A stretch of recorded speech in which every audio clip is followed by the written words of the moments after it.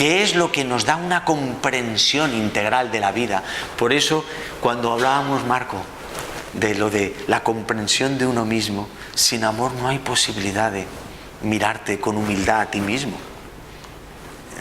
O sea, realmente, más que querer disolver nuestro yo, eso que hablábamos, de disipar, incluso de la palabra deconstruir, que la utilizamos mucho en filosofía, a mí me gusta mucho, realmente es mejor, como decía Sócrates, mejor utilizar la palabra comprensión.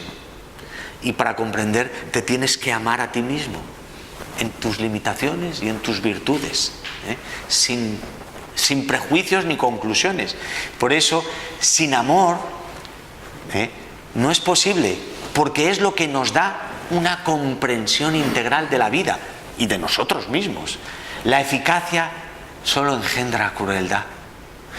Desgraciadamente, muchas veces, si nuestra educación solo está inspirada por esa eficacia, es una eficacia inspirada en la ambición. Pero a lo mejor podemos cambiar el lenguaje, cambiar radicalmente la visión y que estuviera inspirada por el amor.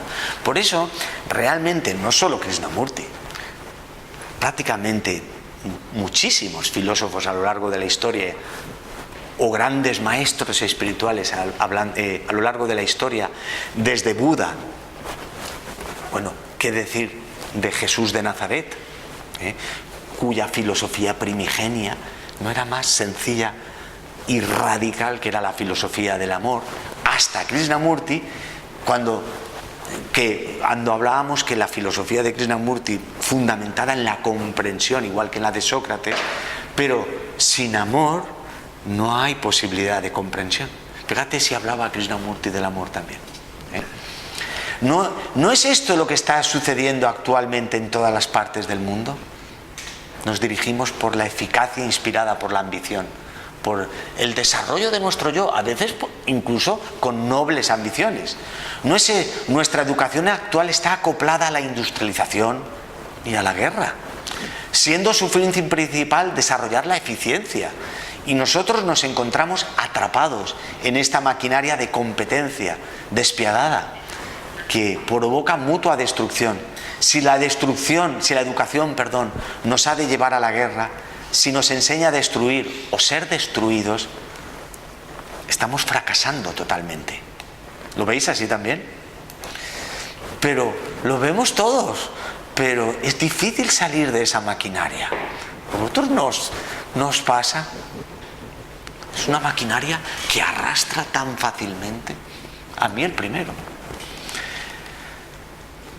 Mire, dice, ábranse por los muros de la tradición, dice Krishnamurti, y de la autoridad. Quítense de encima el condicionamiento que sujeta la mente. Y le dice uno de los profesores, ¿por qué no decirle eso a los niños?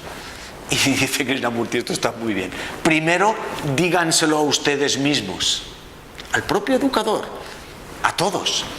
La verdadera tarea de la educación es mostrar los muros de la prisión en que se halla recluida nuestra propia mente, del propio educador. ¿Entendéis? Entonces está muy bien cuando diga, antes de decírselo a sus niños, a sus educandos, o sea, a sus alumnos, díganselo a ustedes mismos. La verdadera tarea, bueno, esta es lo mismo, y para Krishnamurti la educación es permanente. No termina cuando uno cumple 18 años, sino cuando muere, por lo menos en la vida que conocemos. Cuando uno aprende realmente, lo hace a lo largo de su vida. Este texto de Krishnamurti es bonito. Y no hay un maestro especial del cual aprender. Entonces todo es enseñanza. No solo hay uno, a lo mejor hay millones de maestros. En todo es enseñanza. Una hoja muerta es un maestro, un perfume es un maestro, una lágrima, el rico, el pobre, la sonrisa de una mujer, la arrogancia de un hombre, nuestra propia arrogancia, esto ya lo digo yo, pero es verdad, o sea, nuestra propia arrogancia, nuestro propio conflicto, como decían los budistas, es una oportunidad, puede ser hasta nuestro maestro. Comprenderlo puede ser el origen del cambio. Comprendernos a nosotros mismos. Pero para eso amamos. Vemos humildemente nuestra arrogancia, nuestros conflictos, nuestro estrés mental, nuestra hiperactividad, nuestra locura a veces, cuando creemos que somos muy eruditos o muy cuerdos. Es lo que os decía. A lo mejor yo ahora os estoy metiendo aquí una clase muy erudita sobre la filosofía de Krishnamurti y a lo mejor esta tarde discuto con mi esposa por una tontería. Menudo fracaso sería. Ojo, tendré que estar atento para que no me pase, como todos. Entonces, ya esto es ya para acabar. Y por eso, como conclusiones, yo os había puesto esto, que Krishnamurti y Bohm, ya que habíamos hablado de ellos, pero al final, para todos, o sea, todos somos en un diálogo compartido, nos proponen una nueva forma de aprender, una nueva educación realmente, al abordar la cuestión primordial del conocimiento, distinta al aprendizaje basado en la acumulación de conocimientos y en la acción tutelada por sistemas o métodos de cualquier índole. El cambio de la vieja conciencia puede ser el origen de la anhelada transformación radical del ser humano. Para mí esa es la clave, y por eso os voy a leer esto, porque también es un texto que, pues bueno, en el libro que publiqué el año pasado lo puse también en la conclusión, porque me encantó. Es un texto de Krishnamurti, de un libro muy bonito que se llama La luz en uno mismo, la verdadera meditación, y os lo voy a leer ya para acabar, porque no tengo no puse ninguna diapositiva más. Una nueva conciencia y una moralidad totalmente nueva, podríamos decir una nueva educación, son indispensables para producir un cambio radical en la cultura y la estructura social actuales. Esto es obvio, y realmente, aparte del texto, es realmente urgente esta necesidad, más hoy en día que nunca, con nuestra capacidad autodestructiva, no solo de nosotros mismos, sino de nuestro propio planeta. No obstante, la izquierda, la derecha y los revolucionarios parecen pasarlo por alto. Todo dogma, toda fórmula e ideología forman parte de la vieja conciencia. Es lo que hablábamos antes, Marco, que sin darnos cuenta, ese anhelo tan bonito de la no dualidad, de estados espirituales, estados superiores, sin darnos cuenta, es una prolongación. Hay un hilo conductor de la vieja conciencia. No lo hemos cortado totalmente. No se produce la paradoja no dual. Quedamos un poquito atados aún. Y ahí quedamos amarrados. Forman parte de la vieja conciencia. Son las invenciones del pensamiento. Ojo, inventamos el concepto de Dios, el concepto de espiritualidad. A lo mejor es una gran invención, quién sabe. Son las invenciones del pensamiento, cuya actividad es fragmentación. Unos son de izquierda, otros son de derecha y otros son de centro. Esto lo estamos viendo todos los días. Esto es lo que está sucediendo a nuestro alrededor, dice Krishnamurti. Bueno, veamos, es algo tan patente. Uno ve la necesidad. Esto lo dijo a finales del siglo XX, pero en el siglo XXI, con todos los problemas que vemos emerger de los cambios climáticos y de las posibilidades de autodestrucción del planeta, aún es más emergente la necesidad. No tenemos mucho tiempo. Hay veces que yo, hablando con amigos o con familiares, es que necesitamos prepararnos antes. Bueno, pero prepárate rápido. No te dejes para mañana lo que puedas hacer hoy, porque a lo mejor no llegamos a tiempo. Por eso, como tú muy bien has dicho, Antonio, las propuestas de métodos muy directos, muy intensos, pueden ser muy importantes hoy en día, incluso más que antes. A lo mejor no tenemos tanto tiempo como antes. Es una cosa a reflexionar. Uno ve la necesidad de un cambio social, económico y moral, pero la respuesta procede de la vieja conciencia, siendo el pensamiento el actor principal. Por eso ese cambio a esa paradoja no dual más directa es la propuesta de ellos. El desorden, la confusión y la aflicción en que los seres humanos se han sumido Es así, mirar el telediario todas las mañanas. Está dentro del área de la vieja conciencia. Y si eso no cambia profundamente, o sea, radicalmente, cualquier actividad humana, política, económica o religiosa, solo nos conducirá, fijaros, incluso religiosa o espiritual, como ha pasado a lo largo de la historia, solo nos conducirá a la destrucción, tanto mutua como de la tierra. Esto lo dijo a finales del siglo XX o en el siglo XX, durante el siglo XX a mediados, que desarrolló su trabajo, pero en el siglo XXI es totalmente patente. Yo lo veo más urgente. Yo no me preocupaba cuando era joven de tantos... O sea, no veía la problemática que veo actualmente, a pesar de ver grandes evoluciones en el ser humano, en nuestra tecnología, en mi profesión como médico, en la posibilidad de curar muchísimas enfermedades que antes no podíamos, pero a la vez veo la urgente necesidad de que se nos va la cosa de las manos también. Entonces, esto es algo...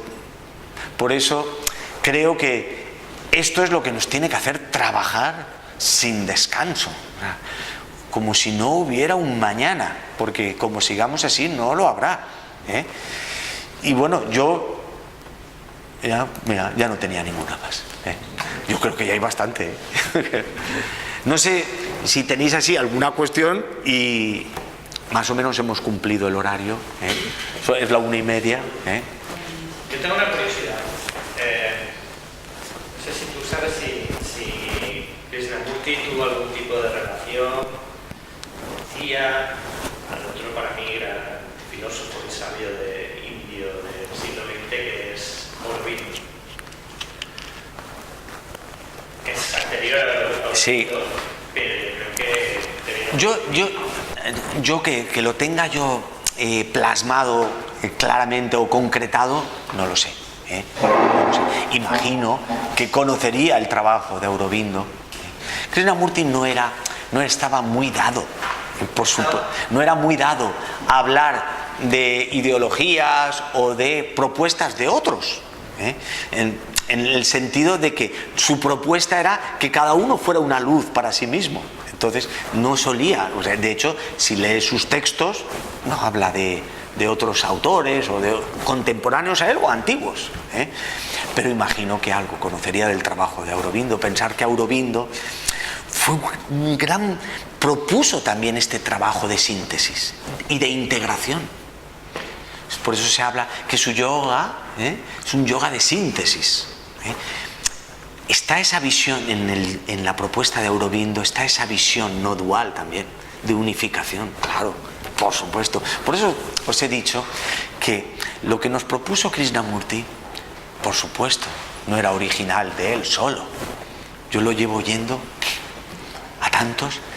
Lo que sí que es verdad es que Krishnamurti fue realmente pesado en ello y fue intenso en ello, desde principio hasta, como os dije antes, poco antes de morir, porque él realmente, yo estoy seguro que pensaba que esto era realmente importante para el ser humano, y es como si se hubiera especializado en algo y no se salió de ahí, y esa intensidad no ha sido tan frecuente a lo largo de la historia.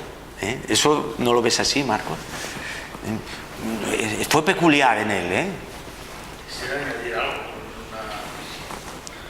Es lo que en el ocultismo se llama el shadowing, ¿no? El alumbramiento. O sea, en general, cuando hay algún instructor importante, en general hay una dualidad entre el vehículo utilizado y el avatar que está utilizando. En el caso de Cristo utilizó a Jesús, fue preparado para la cuestión, entonces la entidad más grande hace uso de Jesús durante 3 años de vida pública, aquí se persiguió un poco lo mismo, y cuando él dijo, yo no sé, él no renunció nunca, nunca renunció a que él era el instructor. Realmente las autoridades súficas estaban esperando que el instructor viniera.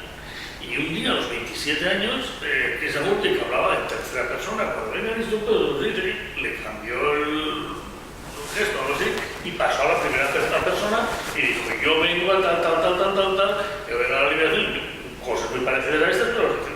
Y entonces todo el mundo se arrodilló y esta.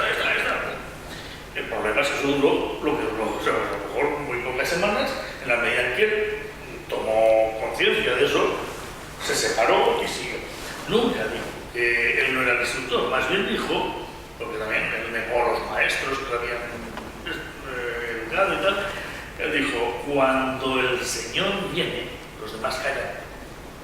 Por eso ahora no es lugar ni veréis declaraciones de maestros. ¿No? Entonces, probablemente Krishnamurti estaba, esto es una conversación que tiene ya después con esta tiene con varios, con la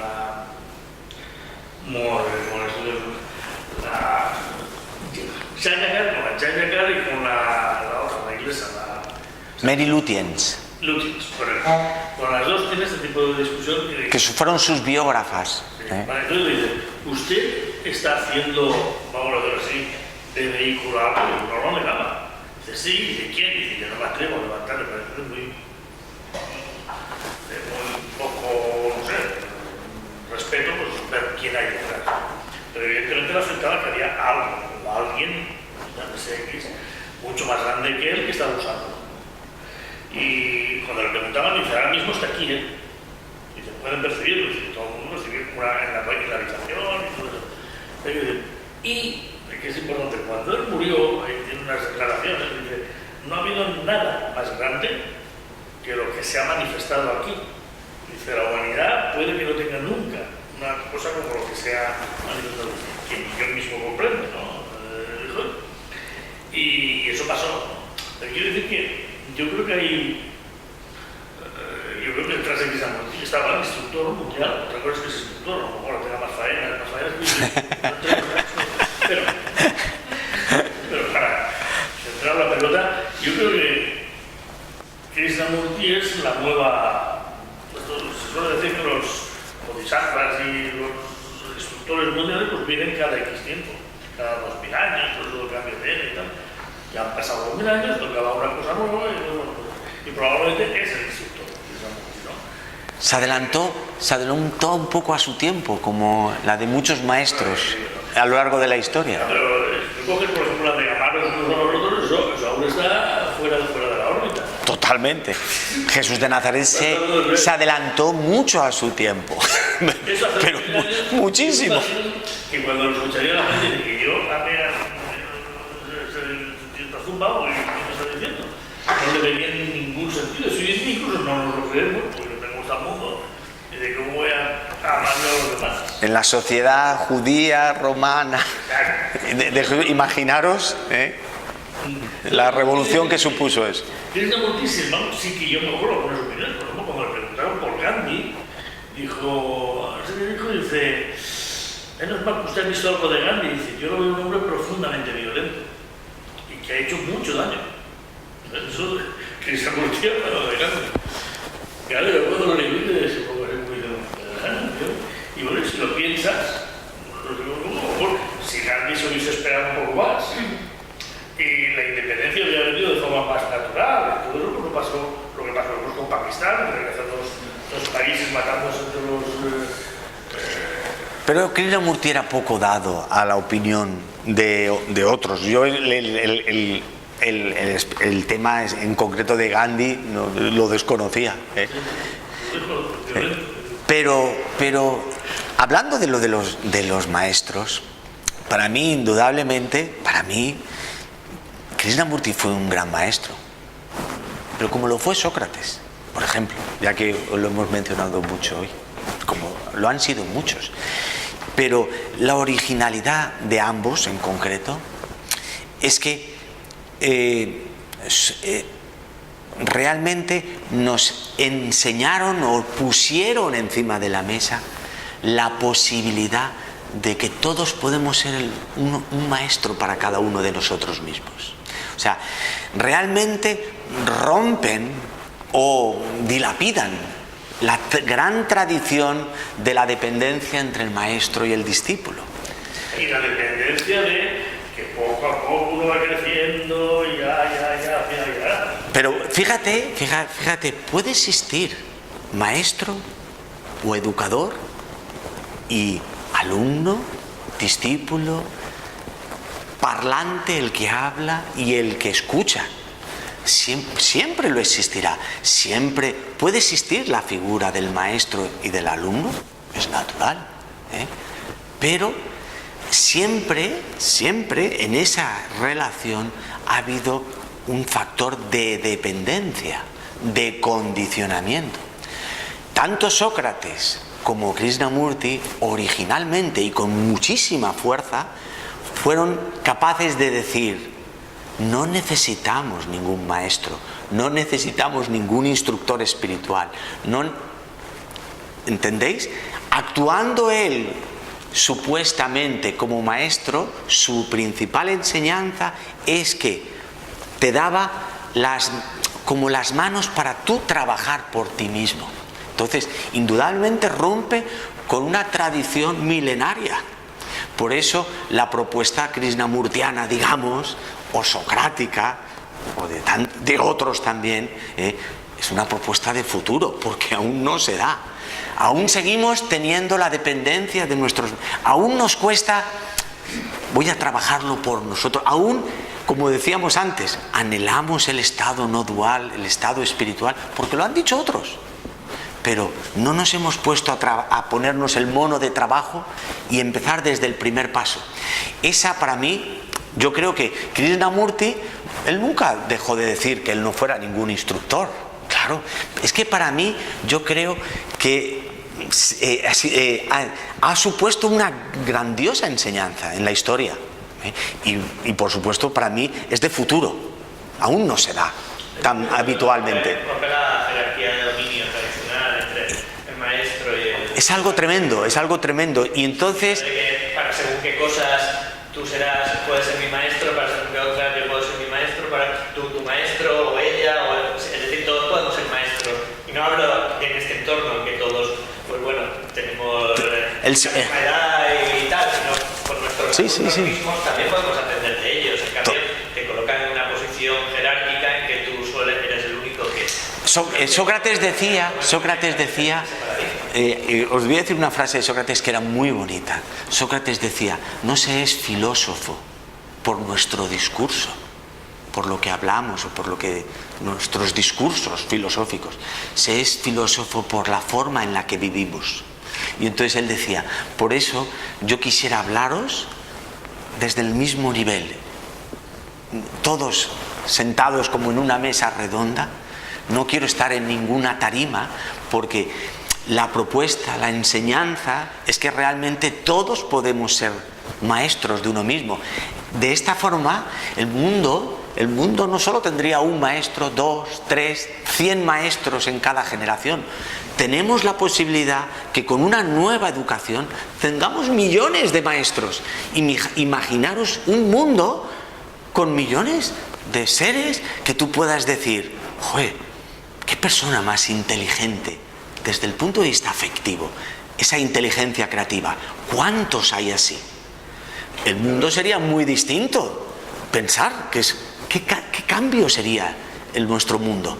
Si cada uno de nosotros, como decía Krishnamurti, decía: usted es el mundo, tu transformación es la transformación del mundo. Entonces, ¿habrá enseñanza más grande que esta? La canción que quiero ayudar, ¿te acuerdas? Había una canción de Bob Dylan que era You Are the World, no sé cuántos cantantes, no sé, bueno, sí. Una cosa, mañana viene uno que es el seguidor de un tal Sugata Mitra, no sé si te suena esto. Sugata Mitra es de lo que ha demostrado es que hoy en día por internet los niños aprenden más rápido, solitos que con profesor. Esto es un movimiento mundial aquí en España, bueno, inventa el chaval, aquí nos aplicamos en España. Entonces, los profesores como máximo hacen unas 4 grandes preguntas, desaparecen y los niños aprenden solos buscando en internet, porque antes eso no era posible, ¿no? ¿Y por qué se da eso, Antonio? Yo yo ya he reflexionado sobre ello también. Internet no tenemos bajo la yema de nuestros dedos, podemos buscarlo, miramos y el océano de conocimiento está aquí. Punto 1, antes no era así. 2. Krishnamurti no pasó del bachillerato, lo echaron casi del colegio y se lo pagaban todos, estaba en Inglaterra y se pagaban todo pagado y consiguió pasar, se quedaba tontado mirando por los... Sí, al final tuvo una educación muy privada. Sí. Y dice que por ejemplo, su hermano Nitya, ese que estudiaba, o hay otros que sí que eran estudiantes, ¿no? Mismo este gurú, Osho, yo en principio lo veía en Canta Mañana, pero tuve que mirar la biografía sobre el doctor, en fin, era profe de la universidad y al final montó su secta y tal. Y dice, lo que no tiene conocimientos ni científicos en el sentido estricto de... Sí, en el sentido académico, no era un filósofo académico. Y eso también es digno de tal. Pero yo lo que creo que es que ha llegado el momento en que el conocimiento va a dejar de ser un bien escaso. Ya no lo es. O sea, el conocimiento, gracias a cualquier cosa, la conexión de Internet, está bajo la yema de nuestros dedos y lo poco que queda por ahí cerrado, pues eso ya está por la salud pública, por las publicaciones académicas, de que, bueno, tú desarrollas, sabes que tenemos que publicar en empresas que son privadas, pero nosotros somos funcionarios públicos. Y si nos miran las publicaciones, pero después, si la universidad quiere leer esas publicaciones, tiene que pagar otra vez. Entonces, todas las cosas, no entremos en los detalles. Básicamente, se tiende a la información y conocimientos públicos.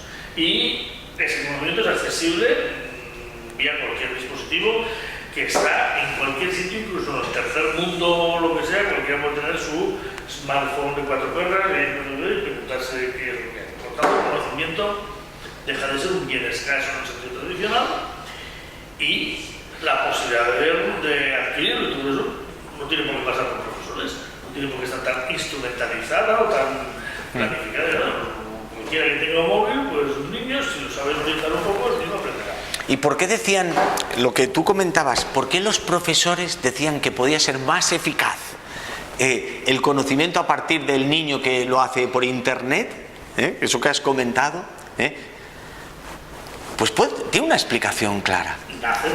Nace de él, trabaja por sí mismo, descubre por sí mismo, o sea, en ese momento está utilizando un trabajo creativo por sí mismo, es una luz para sí mismo.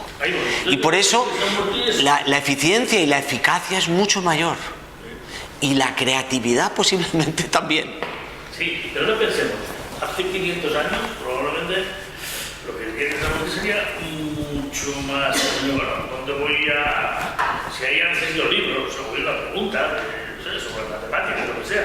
Si yo en mi casa no tengo libros, porque aún no existía la imprenta, solo existían los libros hechos por los copistas en las pocas universidades que eran atrás de la iglesia. En fin, pues tenía que ser un poco rico yo para ir allá a Salamanca, donde fuera, sentarme y entraba al señor que si quiere vomitaba los conocimientos de turno, ¿no? Sí. Y después pues tenía la oportunidad de ir para la biblioteca, a lo mejor tenían una o dos copias de algo de algún libro, hacer cola para consultarlo, pero cuando iba a casa empezaba a decir, y decir que el acceso al conocimiento en aquellos tiempos era un recurso escaso de la cubo.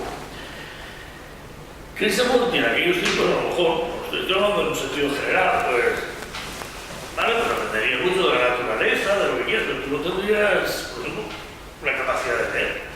Hoy en día sí lo tienes. Claro. No solo eso, sino también de relacionar con las redes sociales. Hoy en día parece una tontería, porque tú hablas de los films, porque ahí te aparece uno que es de Sudamérica, el otro de no sé dónde, el otro que es chino, y hablas con todos, y yo creo que es algo que antes era impensable. Yo en la conferencia de mañana, en la que he preparado para mañana, Antonio, hablo de eso, de la gran oportunidad que tiene el siglo XXI con la globalización. Una de ellas es gracias a la herramienta de Internet y el acceso al conocimiento y a la información. Es una oportunidad, es una nueva oportunidad que se le da a la raza humana para aprovecharlo en un sentido distinto. Mañana, yo eso no me voy a adelantar a mañana porque pero es una gran oportunidad. Claro que es una oportunidad, hay que verla como así. Pues bueno, pues... No, era un poco, pues, no sé, pero las posibilidades y todo eso de la educación del futuro. Bueno, pues si queréis, muchas gracias y nada. Venga. Mañana más.